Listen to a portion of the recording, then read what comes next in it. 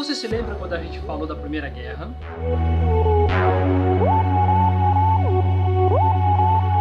Das trincheiras.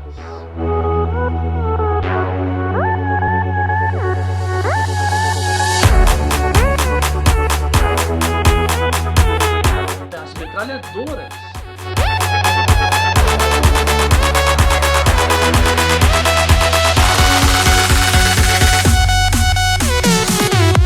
E dos aviões de combate.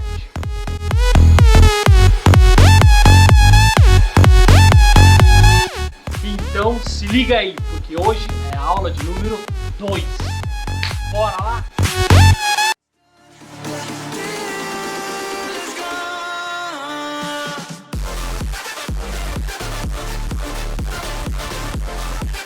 E aí galera, professor Carlos falando aqui com vocês. Eu queria começar esse vídeo agradecendo a energia de vocês, os comentários, os compartilhamentos. Galera, muito obrigado mesmo, ok? Se você estiver vendo esse vídeo aí para uma outra plataforma, eu peço encarecidamente, dá um pulinho lá no YouTube, né? Se inscreve no meu canal, dá um like, que isso ajuda pra caramba o nosso canal, beleza? E vamos aí pro tema da nossa aula, que o tema da nossa aula hoje é sobre o final da Primeira Guerra Mundial, ou também é aí como a gente encontra em algumas traduções aí, né, a terceira fase do conflito. E essa terceira fase do conflito, meu irmão, ela é cheia de treta. Eu estou sentindo uma treta! Cara, e ela tem tanta treta, mas tanta treta, que o final da Primeira Guerra praticamente ajuda a gente a entender o comecinho da Segunda Guerra Mundial.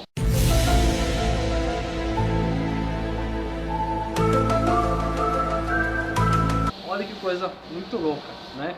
E vamos lá então, para a gente começar a entender como é que uma coisa levou a outra, vamos entender alguns acontecimentos ali do final da Primeira Guerra. Lá no outro vídeo eu já falei da derrota da Alemanha. E o que eu quero falar agora para vocês? Eu quero falar sobre o Tratado de Versalhes, no ano de 1919.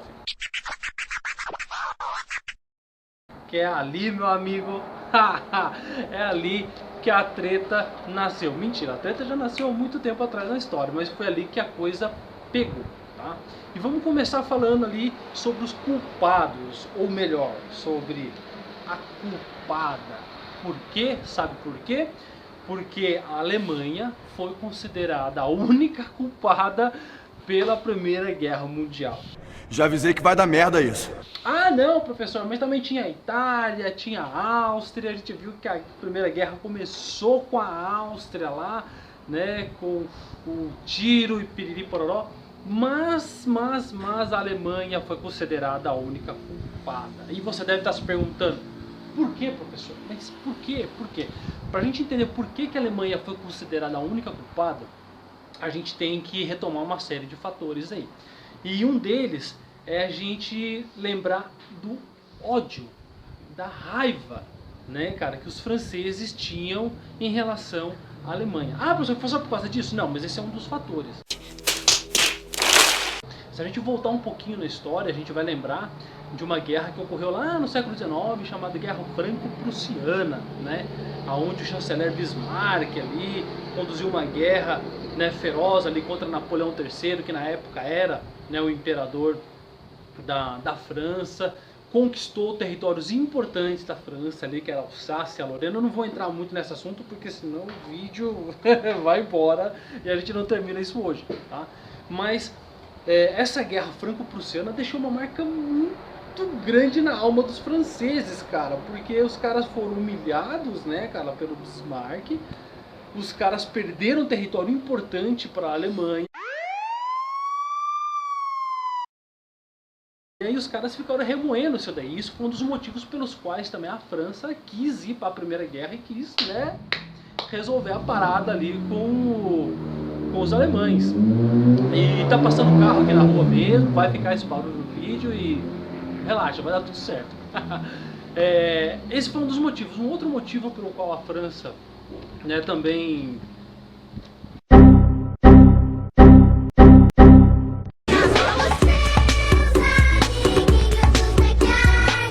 motivo pelo qual a Alemanha ela foi considerada culpada também havia um interesse inglês também, em querer submeter, em querer subjugar os alemães, porque já fazia um tempo já que a indústria alemã, que a economia alemã estava batendo de frente com os ingleses e estava tirando o lucro dos caras. Então era interessante também para a Inglaterra ter uma Alemanha destruída, subjugada, né, ali capenga no território europeu. Professor, tá, mas e os Estados Unidos também, que foi um grande vencedor da Primeira Guerra? O que os caras queriam? Os Estados Unidos, eles tinham uma outra postura, né? Quem vai ali representar os Estados Unidos ali no Tratado de Versalhes, né, cara, o Woodrow Wilson. Smoke weed every day. E o Woodrow Wilson, ele vai com uma postura do seguinte, ele chega na reunião e ele fala, galera, ó, vamos combinar o seguinte, a gente termina isso sem vencedores. Opa! Como assim sem vencedores? Sem vencedores? Não, sem vencedores, sem perdedores, fica tudo como tá. Cada nação vai ter o direito de escolher o seu destino e ninguém vai ser punido e tá tudo bem.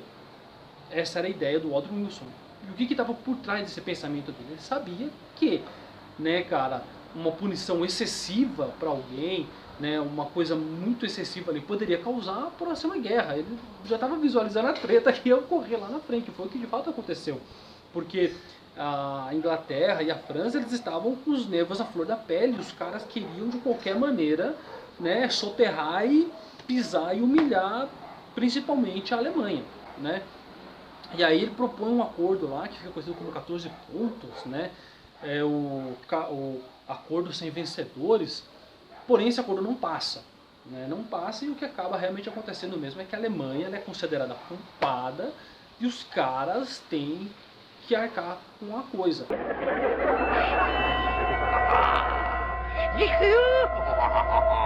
Só para você ter uma ideia, a indenização, né, imposta para os alemães girava em torno de 33 bilhões de dólares. Isso lá em 1919. Eu estou gravando esse vídeo aqui, cara, em 2020, né, cara, e a gente já sabe que essa cifra é gigantesca, cara, ela é enorme. Imagina o que era naquela época, cara, 33 bilhões. E junto disso veio uma porrada de coisa. As colônias que a Alemanha tinha perderam, o exército foi reduzido, o armamento, né, ficou bem reduzido, os caras não podiam ter armamento pesado, não podia ter aeronáutica, não podia ter mais tanque, né, os submarinos, né, sem chance, né, ninguém mais queria dar submarino para os alemães depois da Primeira Guerra, né, e a treta se desenrolou dessa maneira aí. Então não houve só uma punição, mas houve também uma humilhação também dos alemães, e isso realmente, né, contou para que o Tratado de Versalhes fosse um dos passos para a Segunda Guerra Mundial. Mas não é apenas isso, tem mais uma galera ali no Tratado de Versalhes que a gente tem que ter uma atenção nesse momento para a gente entender. Tá? E um deles são os japoneses. Japoneses, professor? Mano, tem uma galera que não saca muito no que estava ocorrendo com o Japão ali, e depois não entende bem na Segunda Guerra. Deixa eu te contar uma coisa. O Japão, desde o final do século XIX, ele já vinha numa postura de abertura, né, cara, de ter mais presença com outros países, principalmente com o Ocidente, e os caras queriam se firmar como potência na Ásia. E qual que foi o raciocínio do Japão? Pô, vou colar nas grandes potências europeias, na Inglaterra, na França, nos Estados Unidos. E o Japão teve uma abertura muito grande, principalmente para os Estados Unidos. Quando começa a guerra, o que o Japão pensa? Vou ficar do lado da Inglaterra, vou ficar do lado da França, e isso vai me ajudar pra caramba, vai me dar o apoio que eu preciso aqui na Ásia. Beleza, então o Japão entra, né, pro lado da Inglaterra, França, Estados Unidos, passa a guerra, e quando o Japão vai para o Tratado de Versalhes, eles vão com uma pauta de interesse próprio, né? Um dos interesses dos japoneses qualquer era que as colônias alemãs da Ásia fossem para eles. Opa, tá aqui Japão, né? França, Inglaterra, Estados Unidos vão entregar as colônias ali pro Japão, e pro Japão tá tudo certo, né? E aí, só para você entender, cara, uma dessas colônias alemãs ficava na China. Então já era uma maneira ali do Japão também se impor em relação à China, cara, né? E de todos os interesses que o Japão tinha sobre aquela região ali, dizia um dos interesses do Japão que o Japão fosse reconhecido como potência, né? E o Japão chegou também em Versalhes com uma solicitação muito interessante para a época, né? Que era de igualdade racial. Como assim? Cara, só para você entender, no final do século XIX, início do século XX, era muito comum um discurso racial que procurava hierarquizar civilizações no mundo.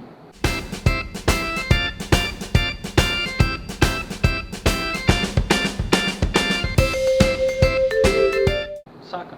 E o Japão queria acabar com isso, né? Não porque os caras talvez tivessem uma postura menos racista, menos preconceituosa, não. É porque o Japão queria se elevar, porque os japoneses eram vistos como, né, uma nação racialmente inferior pelas potências europeias. Então o Japão queria acabar com isso para ele, né, poder ficar no mesmo nível dos caras. E os caras bateram o pé e falaram, não, não, tá louco? Isso não vai acontecer. A gente vai dar as colônias para você que eram da Alemanha, a gente vai te dar um certo apoio, mas é só.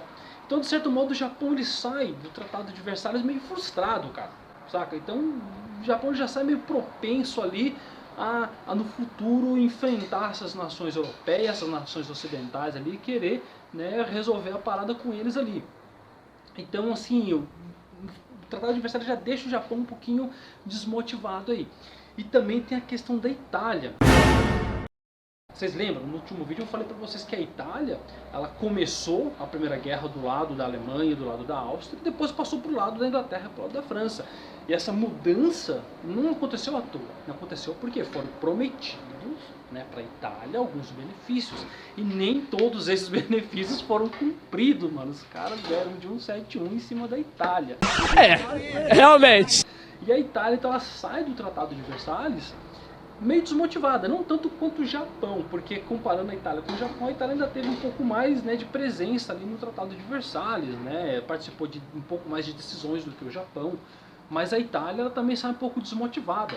E isso vai ajudar a gente a entender por que lá na frente a gente tem a união da Alemanha, da Itália e do Japão para poder conduzir, né, a Segunda Guerra Mundial.